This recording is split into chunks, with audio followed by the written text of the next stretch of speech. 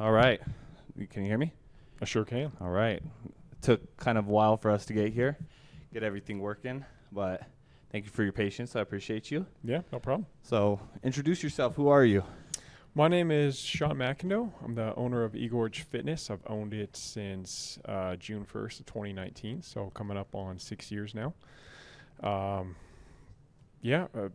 Day-to-day, just staying pretty busy, running the gym, training clients, making sure everything's fixed here in the gym, clean, working, members are happy.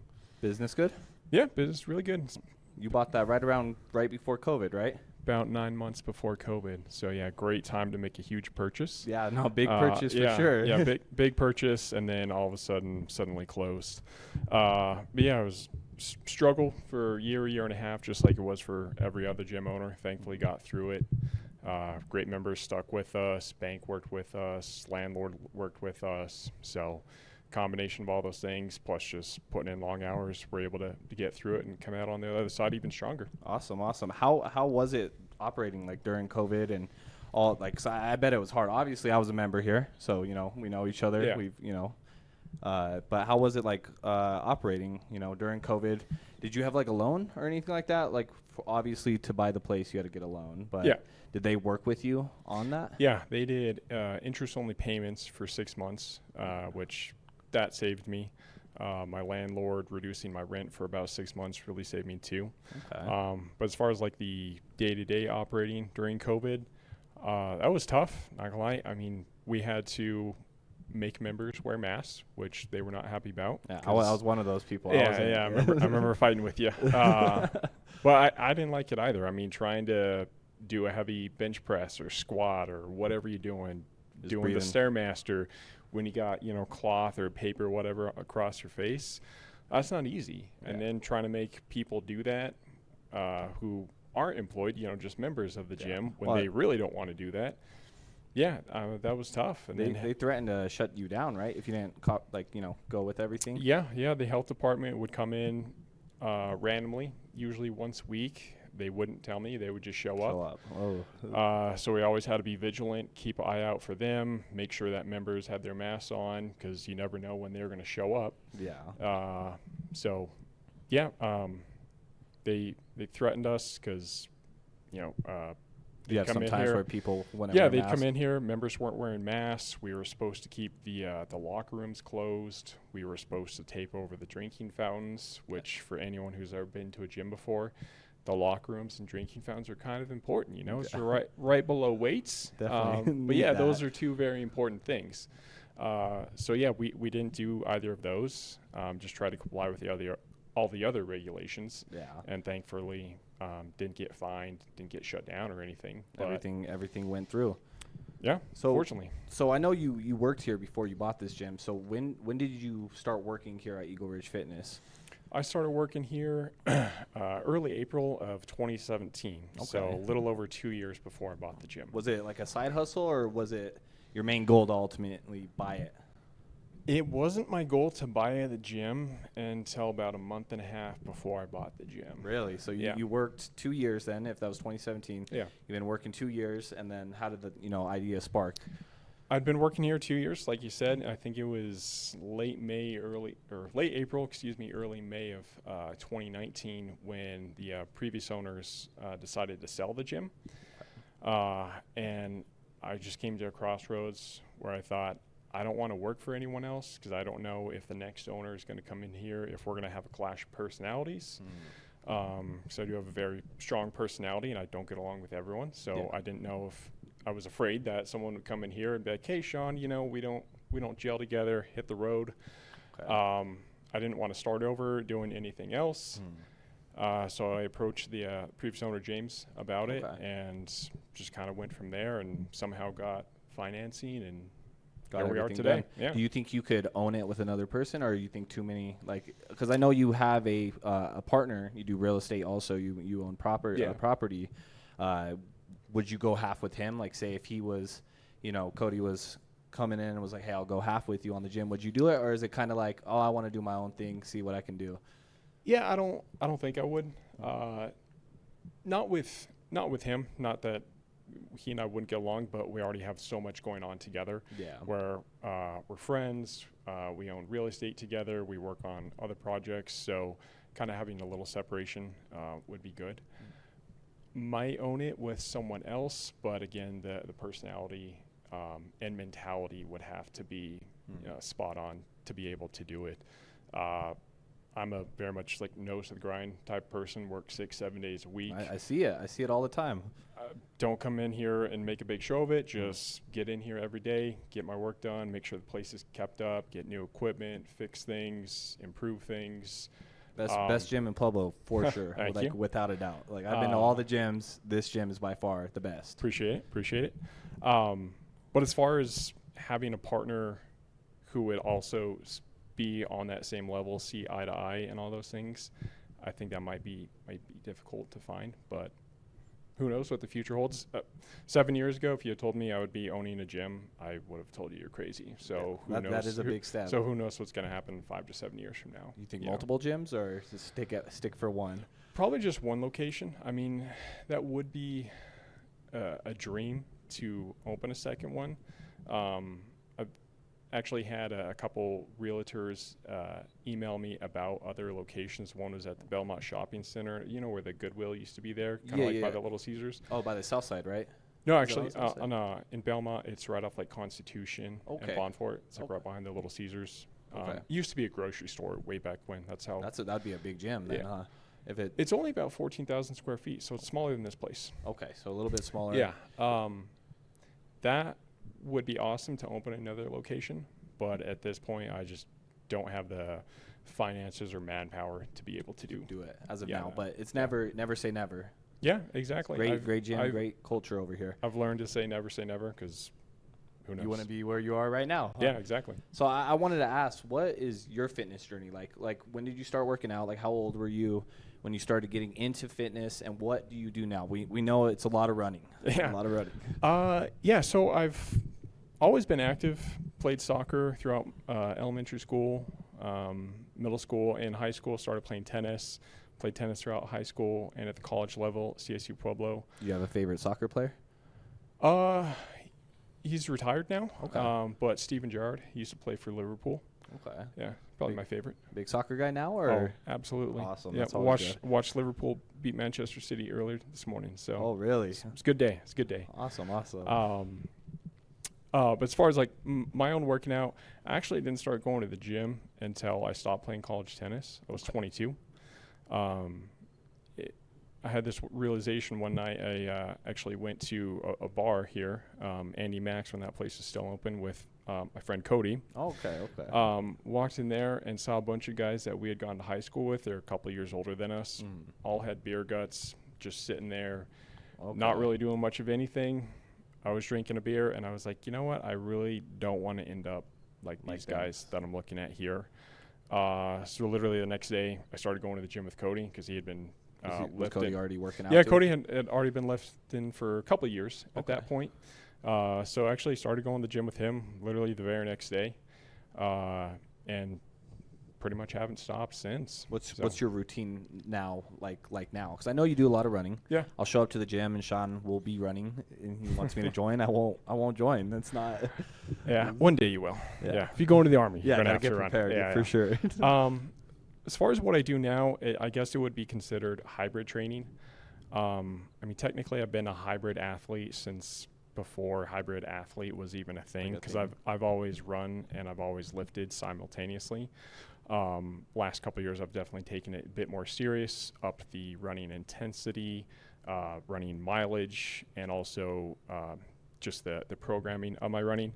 Used to be I'd go out for a run, and every run was as far as I could run, as fast as I could run, which that works for a while, but then you hit a ceiling where you just can't run, a 9 or 10 mile run any faster than you're doing. So I've learned a lot about running the last couple of years from some hybrid athletes on YouTube. Nick Bear, Fergus Crawley in particular. I've seen Nick Bear before too. Yeah, I really like him. Guy's a beast.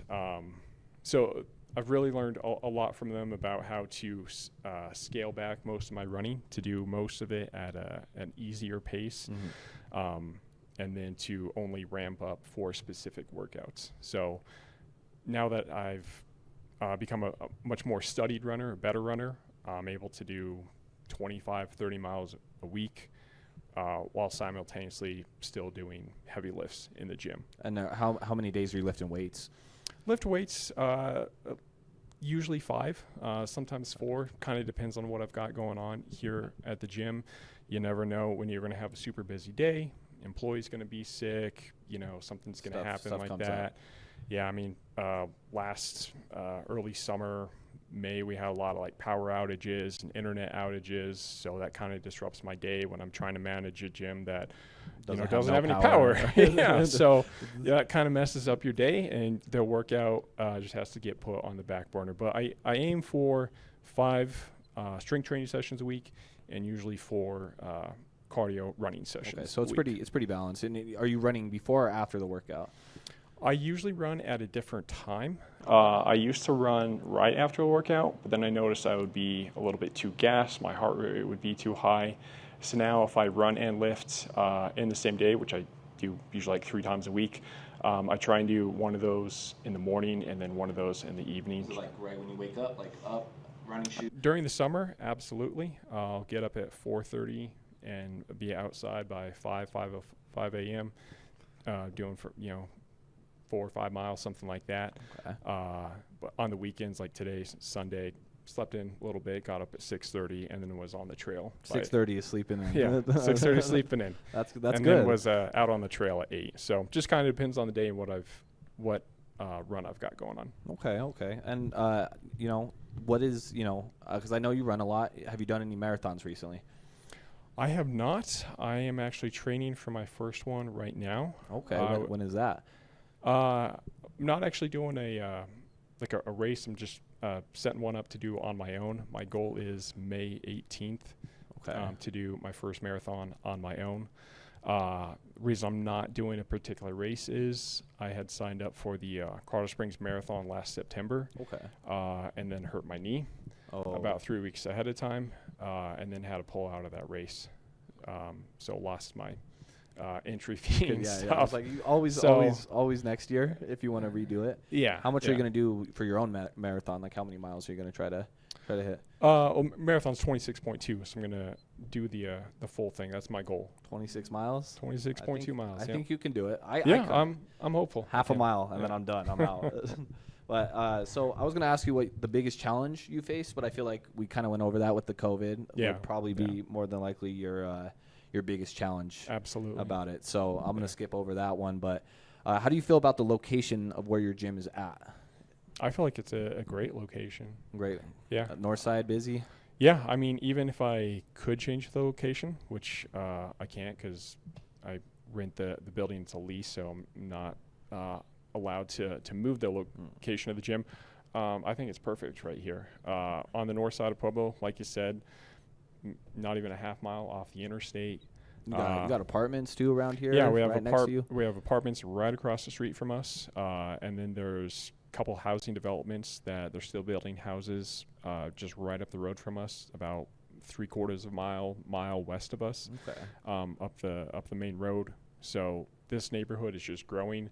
They just built a new hotel right next to the gym. I see that. Literally a stone's throw away from the gym. Yeah, so right next to it. Yeah. So we've always got people coming in here who are traveling on, just come in here, do a day pass. Okay. So as far as location, couldn't ask for a better one. Yeah, that's a good location. Yeah.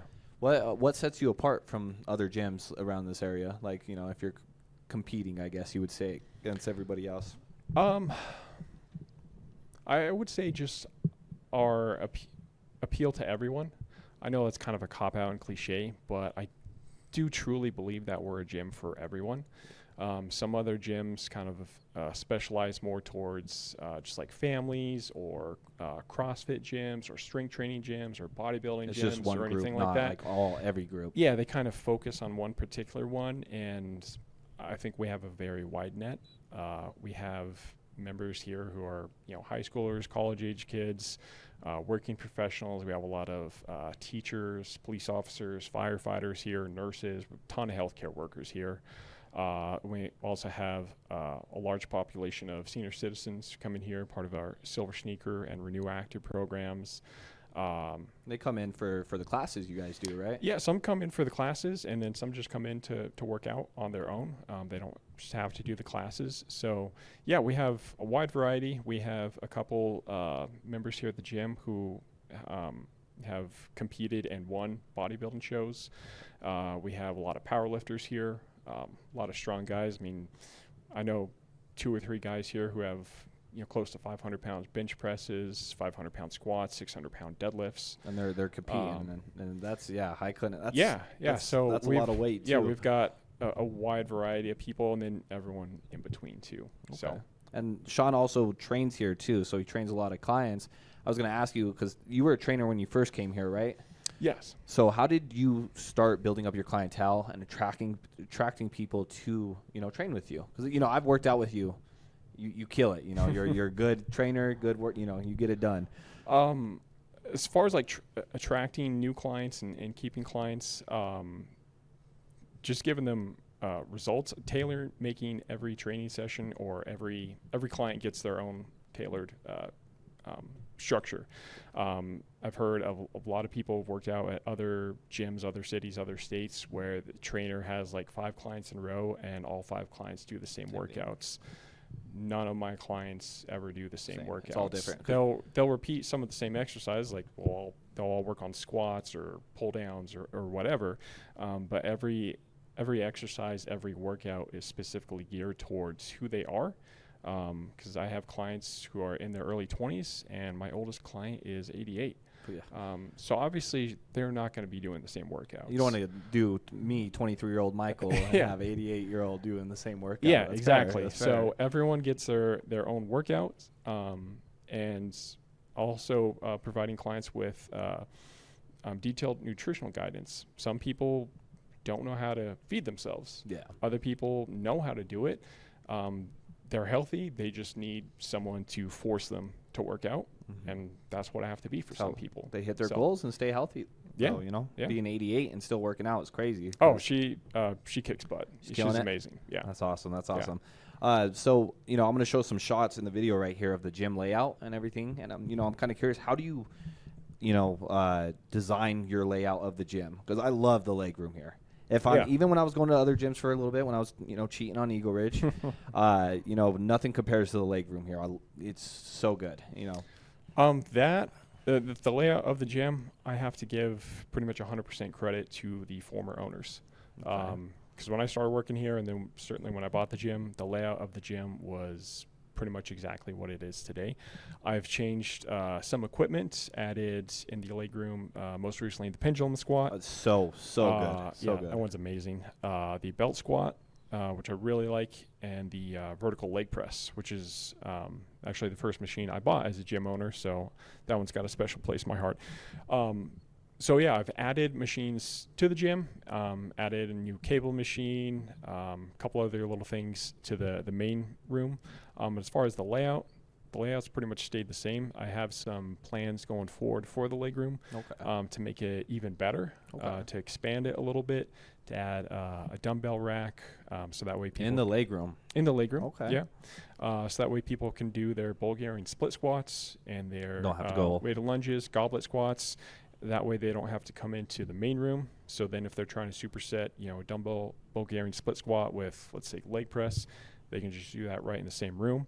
And then plus it'll be better for people in the main room, because then if they're trying to do a dumbbell chest press, they don't have someone taking up their bench and their dumbbells doing legs. Taking the weight, and then they have no weight to do it. Yeah, exactly. But then they have to go up. Sean, every time I'm doing anything, he ups it by 10 pounds. Absolutely. Says I could do more. Yeah. I usually do, so that's good. That is always good. So how do you balance, affording everything while maintaining the gym?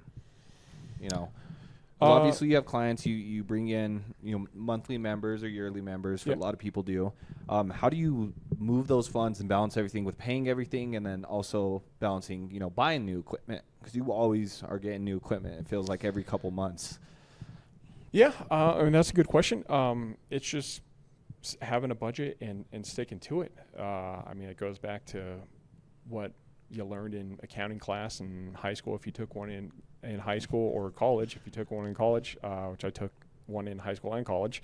It's just balancing your budget, making sure that, or knowing what exactly your monthly bills are going to be. So you're going to have your rents, your business loan, your utilities, which is going to vary a little bit, especially electricity during the summer when it's going to be a little bit higher. More you know, it's going to be a little bit lower during the winter time. So knowing what your utilities are, how much your payroll is going to be. So you just have to set that money aside, know that it's going to be spoken for, and then just saving up, making sure that you keep equipment in good functioning use, not letting things go too far before you get them repaired, because if you let something get broken entirely, that's going to be a much more expensive repair bill than if you do routine maintenance on stuff. And then, you know, just hoping that no one breaks anything really expensive. I've had to replace a couple sets of dumbbells here and, you know, barbells, stuff like that. So whenever those happen, that kind of comes out of your new machine budget. Because you have to fix that. Well, and you're really good at maintaining everything too, like the pads and everything. You're sending them in. You know, how often do you do that? That's pretty much a constant thing. Actually, I have like 3 or 4 pads at the upholstery shop right now. Should be back here hopefully in the next couple days. But as soon as I get pads back, put them on, walk around the gym, see what else is torn, messed up, take those off, get those that's done. good that you do that, because a lot of the gyms, I'm not going to call out the name, but the last gym I was at, you know, they would have something broken or something ripped, and they just leave it as it is, you know? Yeah. I mean, that might be down to them not having the money to do it. I mean, it's nothing. No, this gym has money. Okay. They have money. No way they don't have money. Well, I can't speak to that gym, but I just like having all my stuff working. Because if I want to use something, I don't want to, I can't because it's broken or the pad scratches me on the back or whatever. I want everything working up to date, in good condition. Awesome. Yeah. And, you know, for people watching, you know, that are, you know, nervous to get into the gym, or, you know, they have that anxiety. Because I know I felt that way when I first started when I was 16, how people are looking at me. Oh, yeah. You know, what is your main advice to someone who's just starting and, like, getting into the gym? And my advice would be take the plunge, do it, but do it with a friend. Okay. It's so much easier. Like, even when I started working out, I was 22. So I wasn't even like some, you know, dumb teenager who was, you know, thinking everyone was looking at me and judging me and everything like that. But I didn't really know what I was doing. So find a friend who either knows what they're doing or is going to learn with you, and just start with them. So many people, I hear this, especially from women here at the gym. I just heard this from a woman the other day. She is afraid to go into the main part of the gym because she feels like everyone is staring at her. And you and I know that's not true. Everyone's staring at their phone. Yeah, well, hey, you have a lot of signs around the gym that's saying, hey, lock in, focus, you know, put the phone down. I like to tease people. But no, in all seriousness, most people aren't looking at you when you come into the gym unless you're doing something really like stupid, crazy. Really dangerous. You ever seen those like Planet Fitness videos where they're like doing some crazy stuff? I've seen a couple things here where I've had to go over and tell people like, hey, you know, you probably shouldn't do that because that's dangerous, or that's bad on the machine, or you're going to hurt yourself, or we have a machine to actually do that. But yeah, it's just getting started in the gym. Hopefully you can start with a buddy and just realize that most people aren't going to be looking at you. They're just there to do their own thing. They're focusing on their own thing. They've got their headphones in. They're listening to their music. They just want to get their workout in and then get on with their lives. So just realizing that unless you're doing something dumb, no one's going to be looking at you. No, even then, you know, you could always ask for help too. Oh, absolutely. Most people here are super helpful. I see people all the time, especially if they're a little bit on the shorter side. They're not able to reach up to the top of to put something on the lat pull down bar or on the top section of the cable machine. They'll just ask someone right next to them, hey, can you put this up there for them? I'll do that all the time for people. If I'm walking through the gym, see them struggling, I'll just go over, grab the attachment, and put it on there for them. Yeah, I mean, most people here are genuinely nice. No, it's a great culture over here that you've built. And they'll help you if you just ask for help. So that's awesome. Then if someone new does come to the gym, ask me, ask one of my trainers, one of my staff for help. We'll be more than happy to show you how to use a machine. You got James too. You know, I go to you and James for most workouts. Like if I need help on a workout or I feel like I'm not hitting a muscle group, I'll go ask you guys, and you guys usually give me pretty good advice on what I should be doing. Yeah, that's what we do. We've been doing it. I've been doing it for years. He's been doing it for decades. Yeah. So I think between the two of us, we can answer probably 99% of most people's gym questions. And so that's good. That's why it's good to be here. Yeah, for sure. How does word of mouth play and grow in the business? Oh, it's huge. I mean, this is Pueblo. Yeah. Everyone here knows everyone, it seems like. Or if you don't know them, then you have a friend who knows that person. Yeah, so word of mouth is absolutely huge in Pueblo. So it's a good thing to have your reputation and protect that reputation, because if one person has a bad experience, they're going to tell their 5 friends. Their 5 friends tell 5 other friends. Mm-hmm. Explodes. Yeah, so it's pretty important. Absolutely. One time I was like, hey, Sean, let me run the social media page, so maybe one day I'll be able to do that. Maybe one day. Who knows? That is one of my weaknesses. Is I always forget about the social media aspect. I get so busy in the day-to-day running of the business. Like the last thing I think of is social media. Having the time on that. I could always run it. Who knows? You present yourself good, so I'm surprised you're not running the social media all the time. I do it when I remember it. Yeah, like wake up in the morning, post your run, David Goggins style. There's already a million people who do that. That is true. That is true. You want to be different for sure. But so do you have a lot of competition? Would you say in Pueblo? Without I'm not going to name any gyms, but would you say competition ever takes away from the business, or is it mainly like your clientele and the people that come here are so dedicated and loyal to the business to show up? I think most of the people are dedicated and loyal. I mean, a gym's like a lot of things. As soon as you sign up for it, unless you have a bad experience, you usually just kind of stick with it. Mm-hmm. I mean, Pueblo's small enough that we have people who leave here for other gyms on the other side of town, and vice versa. I've had people come here. They said they went to a gym on the other side of town on the south side, didn't like it, so they end up driving over here. Because I mean, that's what I do. I live over there, and then I'm driving over here. Maybe 15, 20 minutes with rush hour traffic. So it's really not that bad compared to other markets. So I think it's one of those things where if you sign up for it, unless you have a bad experience, you just kind of stick with it. Even if you move to a different side of town, you'll probably still keep going 24 hours too over here. Oh yeah. So anytime. Yeah. What's your biggest accomplishment so far as a gym owner, if you got to say? I would say just getting through COVID. COVID's biggest accomplishment? Yeah. I mean, I read a statistic after COVID, I think it was 2021, maybe 2022, that said I think like 22% of independent gyms in the U.S. closed during COVID. So to not be in that category, to be the 78%, I think is important, especially considering all the restrictions that we had. We kind of talked about them earlier with the health department coming in, but COVID. There was a lot of COVID cases in Pueblo County, and for several months in a row, Pueblo County was at their level red restrictions, which meant only 10% capacity for businesses. What was the cap on that then? We had it at 25, which I think was technically a little over 10%, but got to do what you got to do. Even if it was like 12.5 or 15%, that was still only having 25 people in this gym at one time, which the gym's about 20,000 square feet.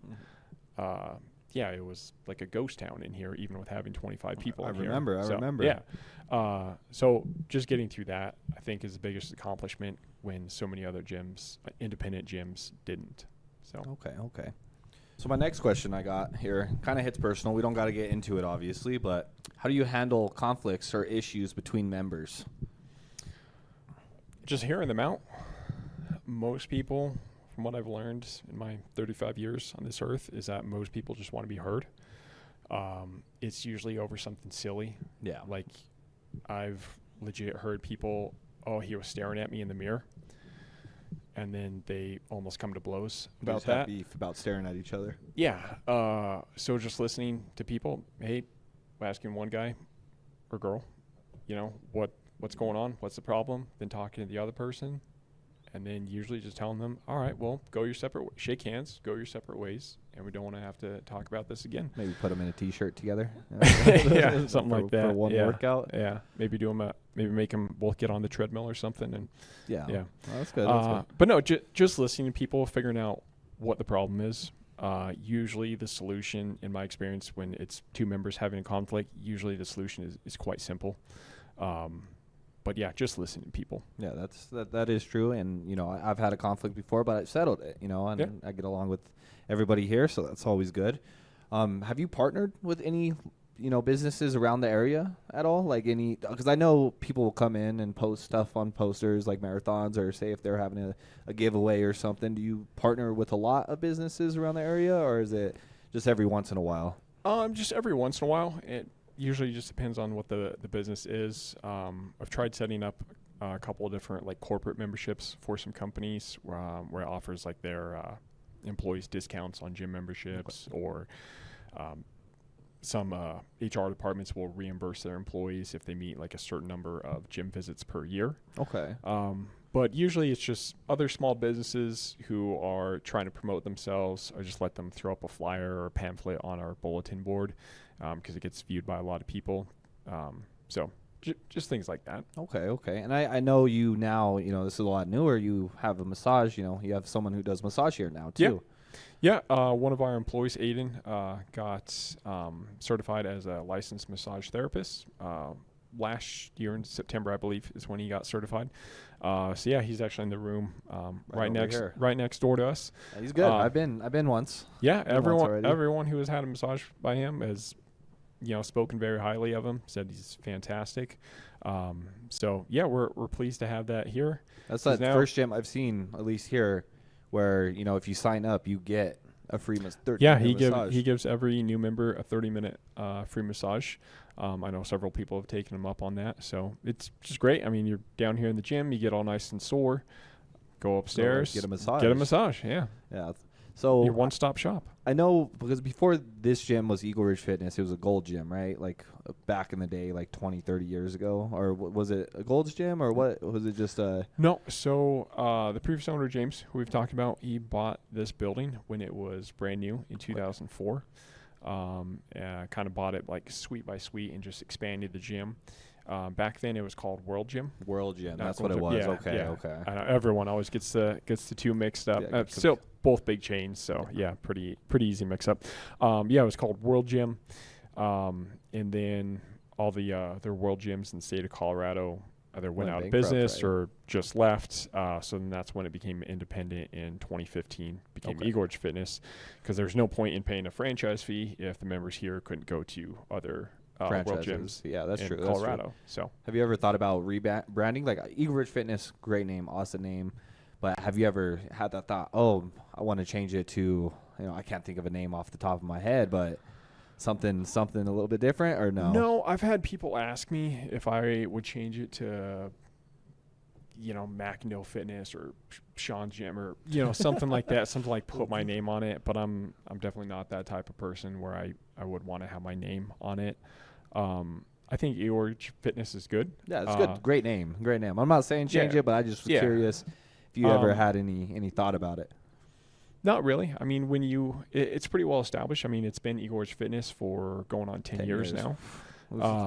And everyone, at least a lot of people in Pueblo, kind of know like the Eagleridge neighborhood is over here on the north side of town. So as soon as you say Eagleridge Fitness, like, oh yeah, I have an idea of where that is. Even if they've never been here and don't know specifically, they're going to know that it's on this side of town. So I'm happy with the name, and I don't think I'll change it. But like we said earlier, never say never, because who knows what happens in the future. But sometimes, I do this where I'm like, that would be a great name. So I was just curious if you ever decided you would change that or not. How do you find your employees and your trainers? Because I know you've had a lot of trainers before. There's a guy I know who was training here for a little bit, but I came back and he's not training here anymore.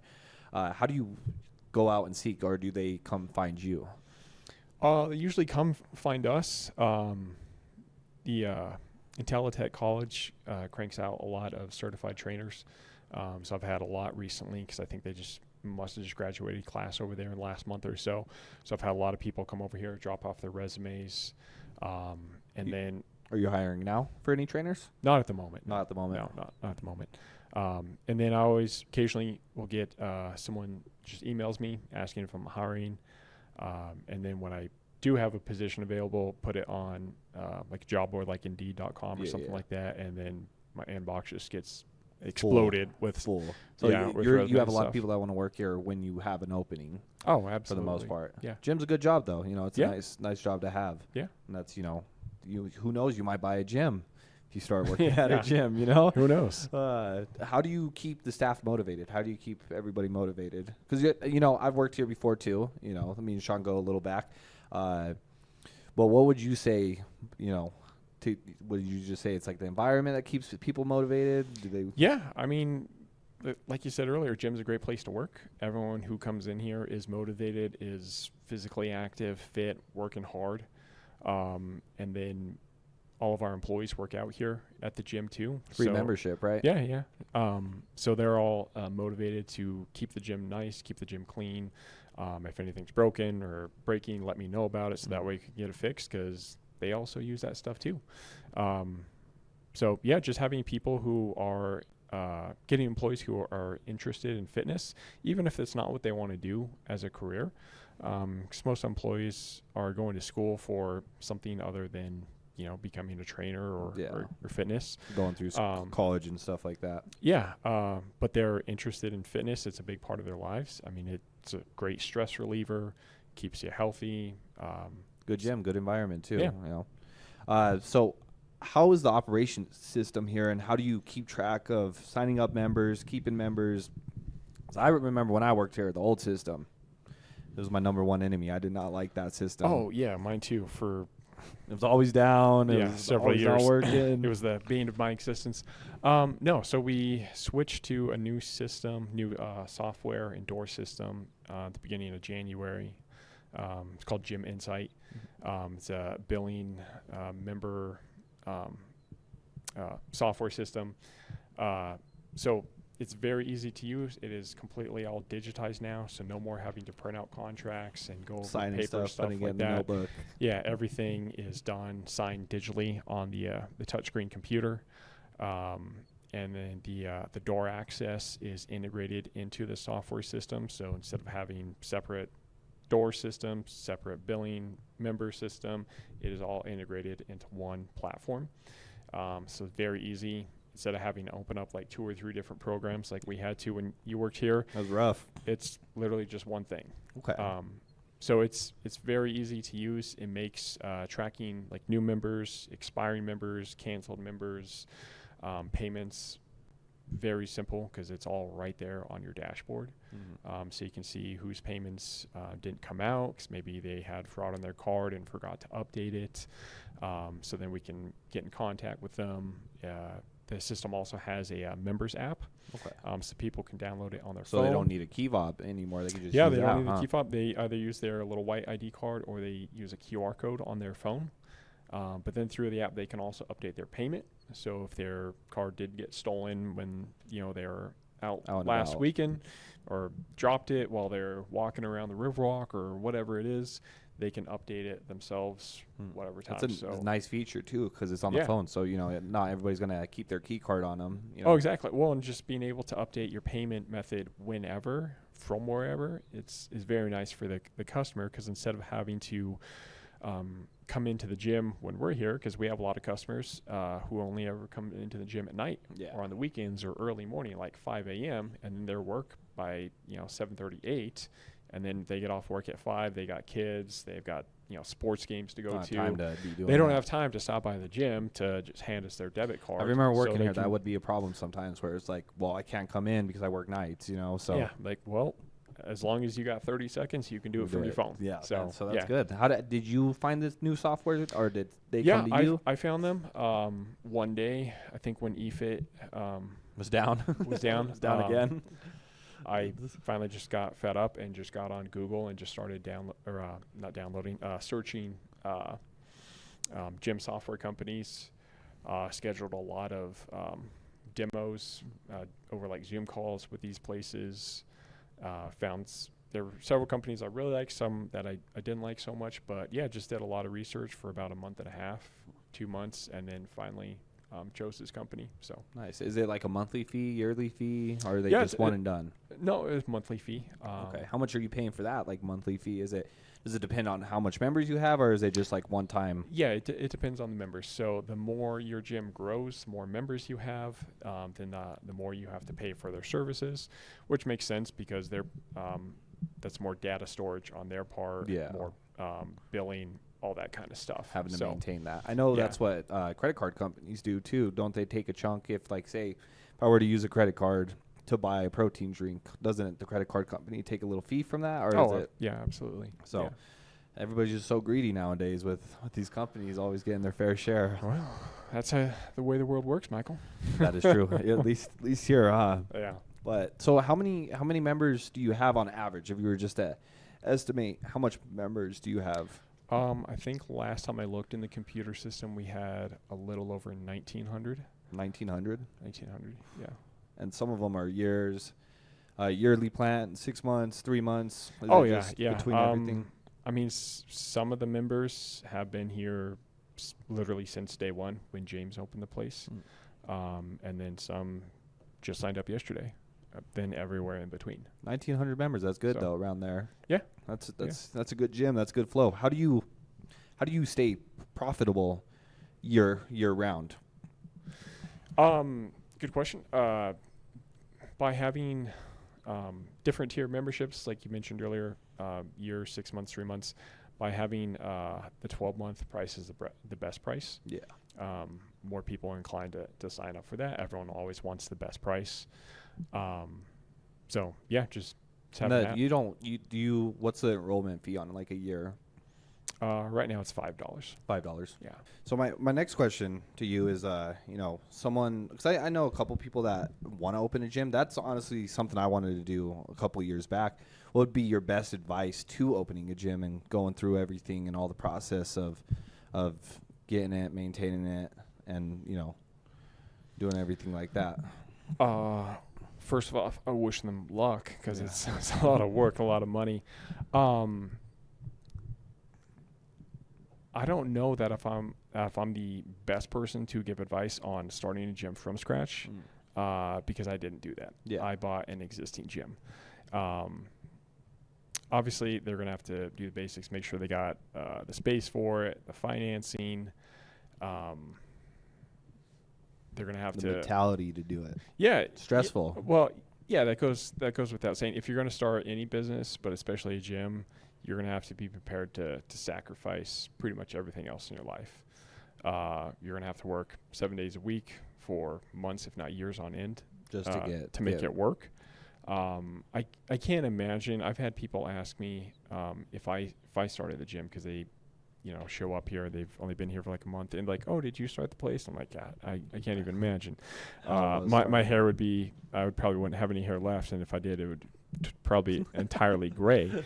Because even just running a gym that's established and successful is extremely stressful. Yeah. So trying to start one from scratch, I just can't even imagine how expensive that would be. Like, what kind of equipment are you going to get? What brand equipment? You got to buy in bulk. Yeah, you got to buy all that probably stuff. Take a long time. That's going to be tens of thousands, not hundreds of thousands of dollars. So you gotta have money. So yeah, you have to have money. You got to get a huge loan from your bank. Got to make sure that there is enough clientele in your region to support that. So you'd have to figure out your pricing, how all your memberships are going to work. You have to find yourself a software company. I'm already like getting I stressed did. just you talking about it. all those things. Like, that's a ton of work. Yeah. So I hear from a lot of people in the gym all the time too. They're like, oh, it's my dream to own a gym.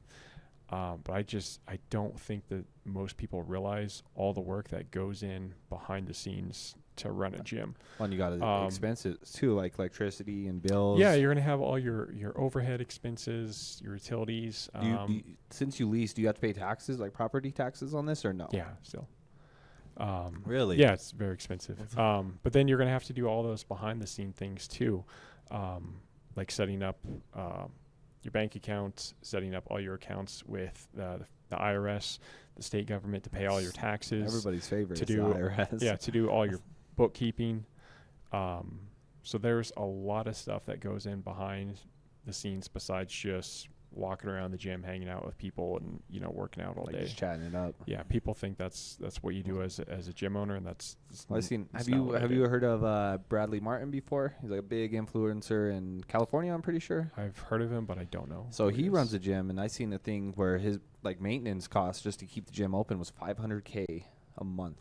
But that's in California, and the gym's really, really big. But I couldn't imagine paying that much for just to keep the lights on. Yeah, I don't doubt it. So as an entrepreneur and a gym owner, do you pay yourself? How does pay work for you? Because obviously you need to be able to make sure you're still eating and able to survive. I got to go to the grocery store just like everyone else. So you can do it one of two ways. You can either take what's called like an owner's draw. Okay. So you just write yourself a check and then put that in the bank. But then you have to still pay taxes on that at the end of the year. So you got to make sure you don't spend all that money. And then the second way, the way that I do it, which I think makes more sense for a variety of reasons, is just to take a set salary. Okay. Obviously, during COVID, I reduced that salary down to next to nothing just to make ends meet. Keep the gym open. Yeah. But I just take a set salary. So I just pay myself like I do. I pay myself every 2 weeks, just like I do all my employees here. Whenever I run payroll for them, I just run it for myself too. So that makes it easier for a couple of reasons, because one, you always have like set paycheck coming in. So just like your employees do, just like if you work any other job, I work X amount of hours, so I'm going to make this amount of money. And then two, I'm also paying into Medicare and Social Security, which people are always talking about. Those programs aren't going to be around by the time our generation goes to retire. Yeah. I hope they're around too.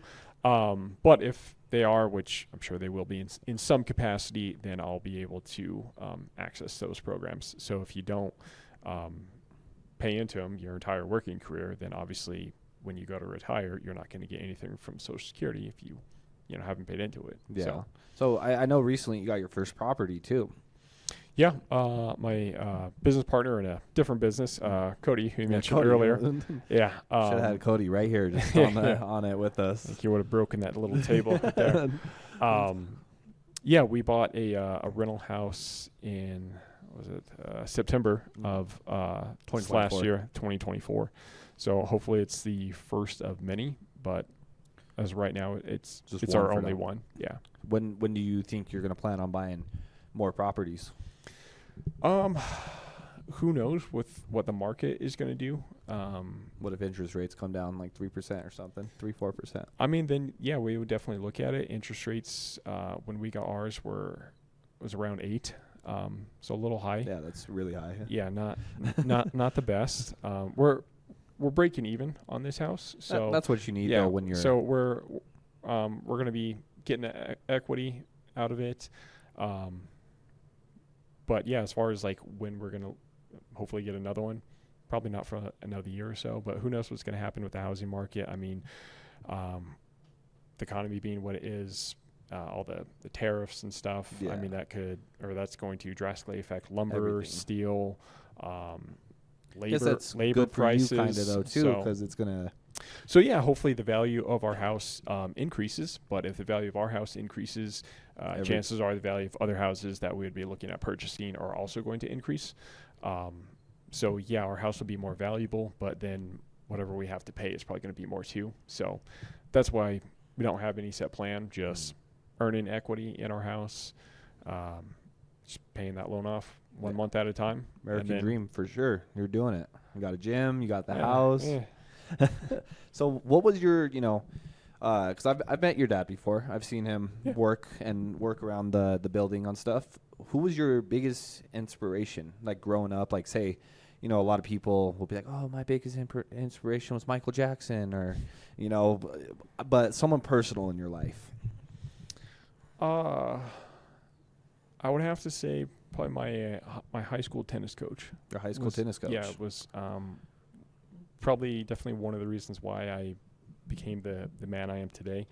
He's a good guy. He wasn't a teacher at our high school. He had a job. Actually, was a business owner outside of coaching high school tennis. So he had to leave work every day early, about an hour and a half early, to come coach us tennis. So he took it very seriously, very much like another job. And he expected us to take it very seriously like a job. So tardiness wasn't accepted. If your cell phone rang, everyone was running sprints, if not dying. But what I most respected about him was that he would do all the conditioning with us. Oh, really? Yeah, and he didn't just do it with us. He kicked our butts.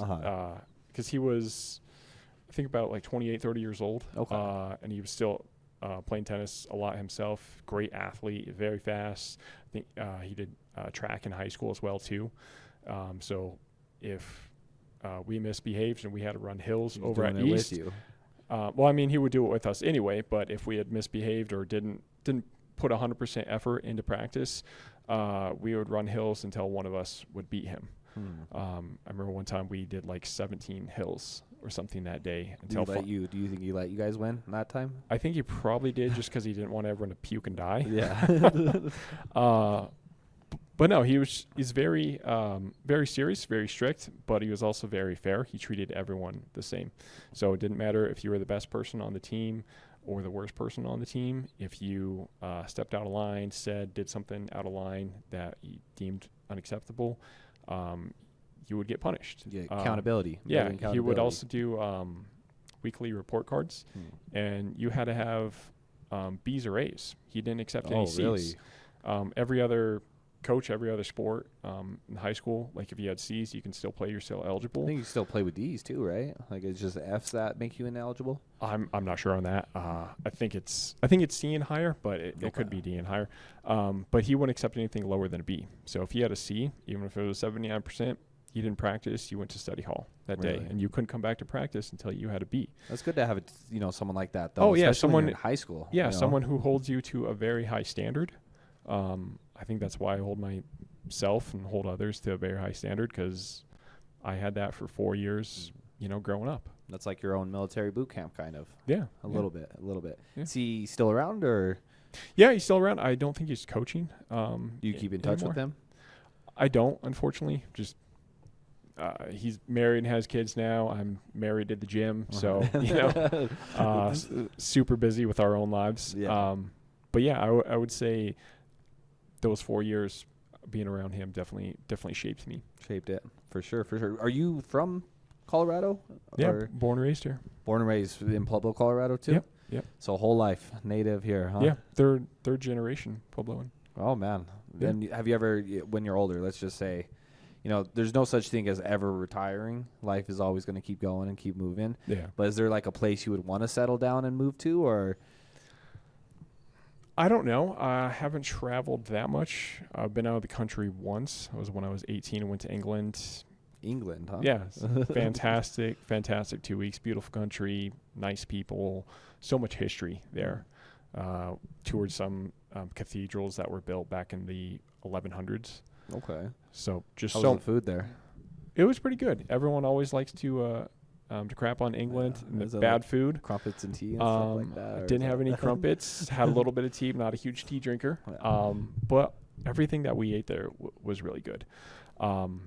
So I would definitely like to travel more as I get older. Hopefully that will be in the next, 5-ish to 10 years. Can actually start traveling, take some vacations, see the world. But yeah, if I end up living the rest of my life, here in Pueblo, you wouldn't mind? No, that's fine. I've briefly lived in Lakewood, Denver, and Virginia, just outside of Washington D.C. for a short time, and there are people who I met in both areas who loved it there, and people who absolutely hated it there. Yeah. Where you live, your mindset shapes so much of it. If you're absolutely miserable wherever you are, you could be on a beach somewhere. If you're miserable, you're going to hate it there. Yeah. Yeah, that is true. I mean, If I go to the Army, they're thinking station Korea first. And that's, I've never even been out of Colorado before. Yeah, I know. So that'd be a crazy experience. Yeah, it's going to blow your mind. I don't know how I'll be able to react, Yeah, no, you're so definitely going to be like in stimulus overload. Yeah, for a while. for sure. That's good. I mean, everyone should get out from where they live for a little while, see some other parts of the world, see how other people live. You could, if you want, you go to Korea with me and we find a wife. We'll get wives there. You're gonna run the gym somehow from overseas. We'll have James run it for a little bit. Yeah. But so what motivates you, and why are you so passionate about the gym industry and fitness? Obviously, because there's kids my age. I'm 23. I'm not running 26 miles. I can tell you that. I'm not right now, at least. So it inspires me because you have so much motivation. Being older than I am, and you still have it. So what is making you that pushes you to be so motivated and passionate about it? I guess just not being happy with what you have. Some people might take that the wrong way, but just always wanting to improve yourself. As soon as you hit one PR in the gym, looking forward to the next one, seeing what you're capable of.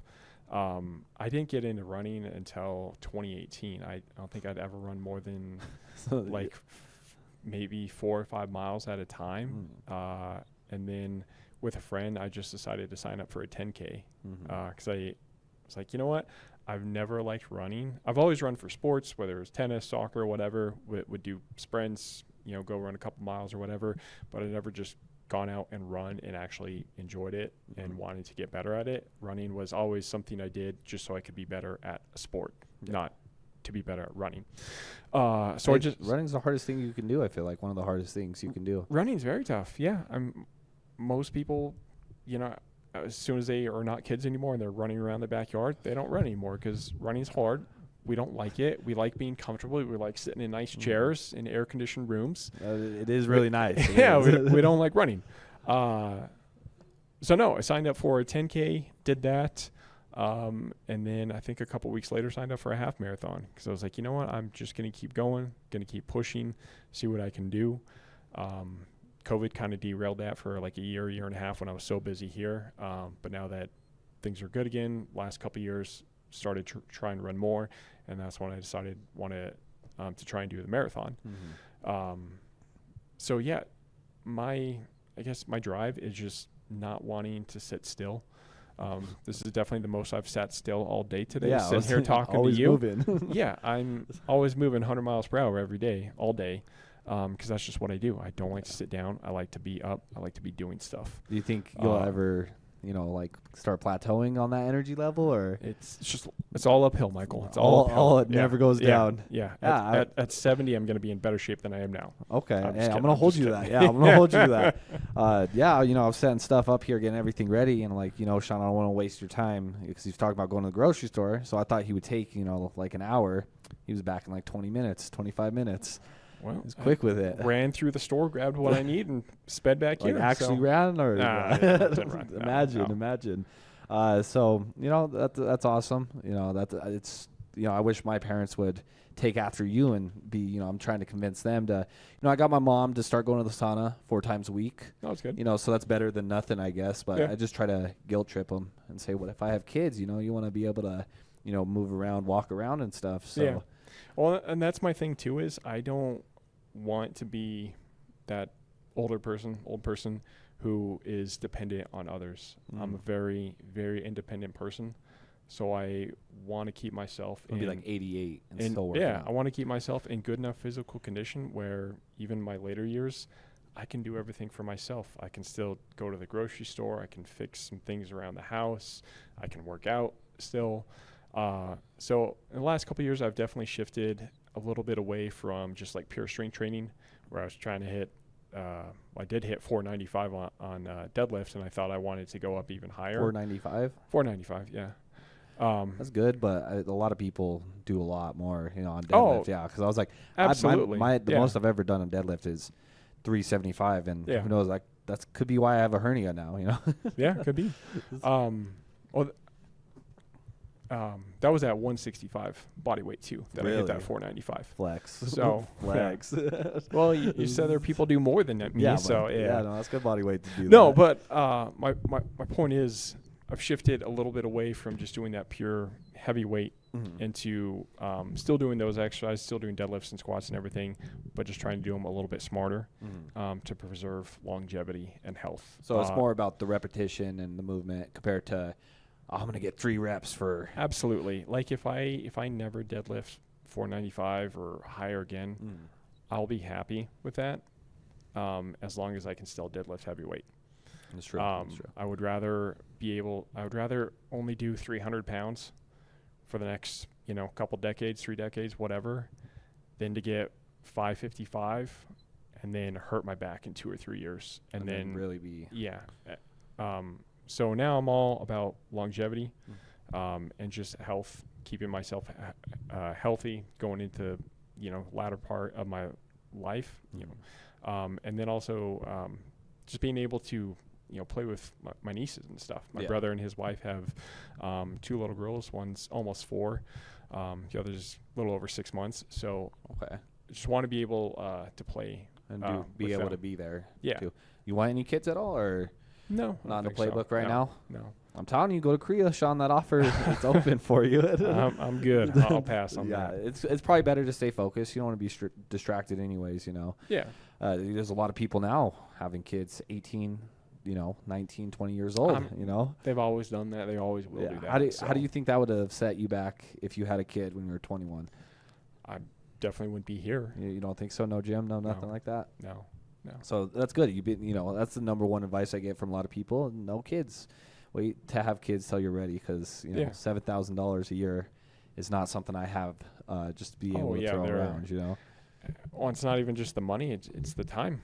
Yeah, and you got to be there. You don't want to be. Yeah, as soon as you wake up in the morning, if you have kids, that's your job. Life. That's your life for the next 18 years. Yeah, you wake up, you take care of the kids, then you take care of yourself. You get them off to daycare, you go to work, you pick them up from daycare, you go home, you take care of them, you put them to bed. You might have an hour and a half to yourself. Oh, you're okay with being the cool uncle? Absolutely. Are you gonna spoil them like when they're older? When Christmas comes around, are you gonna try to get better gifts than your brother? I don't know about just like materialistic stuff, because what I don't want them to become is ungrateful, because they have 4 grandparents who get them all kinds of stuff. So I want to get them like the practical gifts, or start teaching them when they're obviously older, not right now, but teaching them about investing, saving their money. I wish I had gotten into investing earlier than I did, because as soon as I sit down on my computer and start messing around with like compound interest calculators, I start banging my head against the desk, because I'm like, idiot, if you had started sooner, you'd have so much more money. So,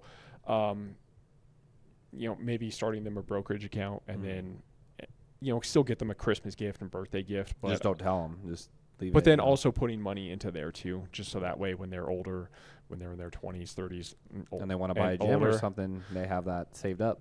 Or if they just want to be able to retire early and take care of their families. Do you have a 401k then? A Roth IRA. Yeah. Do you invest in like individual stocks at all, or is it just max that out and then put money in brokerage account to index funds? Okay. I don't have the time to sit there and do like day trading or anything like that. Shout out to Sean, because last year when I was working here and I was working at Buffs, and then I also worked here. While I was working here, he would let me trade if I, obviously didn't have to do anything. If the gym was slow. Yeah, so I was able to sit there and trade, and that actually helped me out a lot to be able to do more things. I remember you showing me on your phone how much money you'd make in a day. I was doing really good last year at that when I was working here too. But that also gave me the motivation and the discipline, because I got to wake up 6:30 a.m. every day, Monday through Thursday, to get to Eagleridge. I'm going to trade while I'm working, and then I got to go to Buffs later and work again there, So definitely helped out with the schedule. Yeah. Because if I came in at 2, I'd sleep till 12, Oh, yeah. So that's not a good combination at all. So you got a 401k, you got your investment set up. What would what is the best advice you've ever gotten when it comes to because when did you start investing then? Because you say, if I would have done it when I was 18, that compound interest would have been crazy. Yeah, I really didn't start until I think I just turned like 27. Okay. So late. Yeah. No, well, that's, in 30 years, 27 to 57, that's going to build up. Yeah. I mean, I know I always read online about some people who are like 45, 50, and they're just starting to save for retirement, and that gives me like an anxiety attack. So yeah, I didn't really wait that long. I'm hard on myself in that regard. But yeah, I still wish I had started earlier. You asked me like what was a piece of advice that I'd gotten.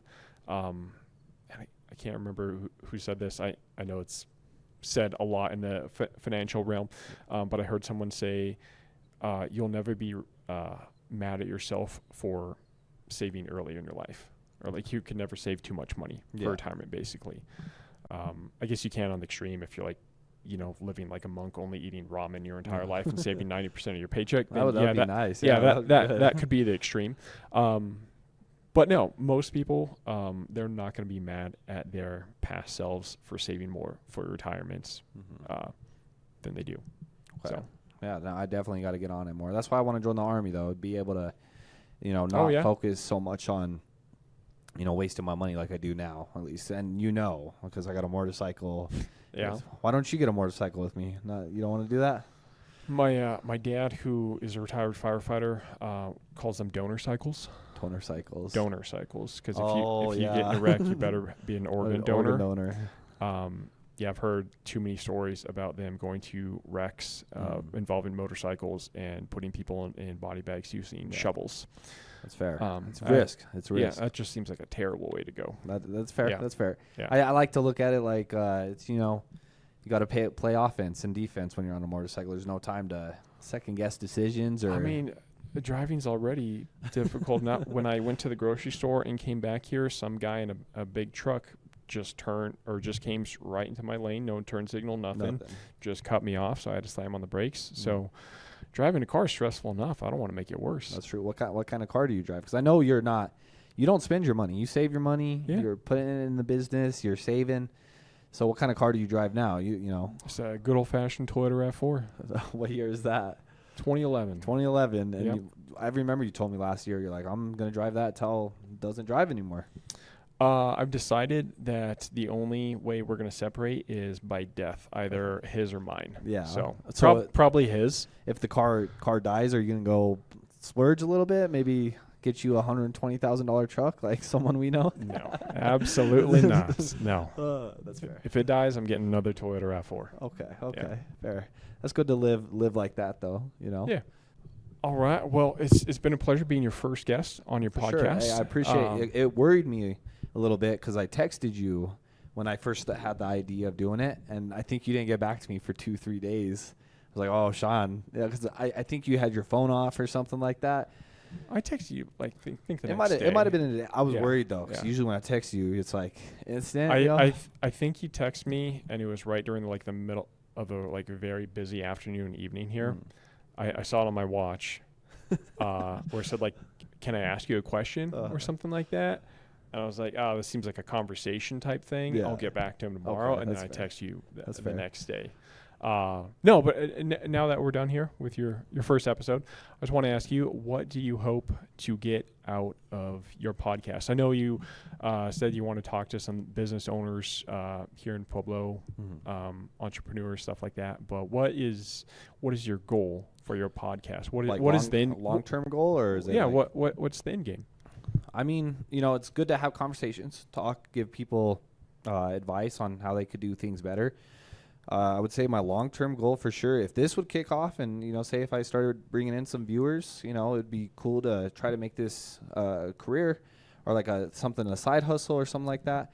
But really no long-term goal. Just do it for fun, for the love of it, talk and meet new people and, pick apart people's brains and see how they view their businesses or how they get operations done and, stuff like that.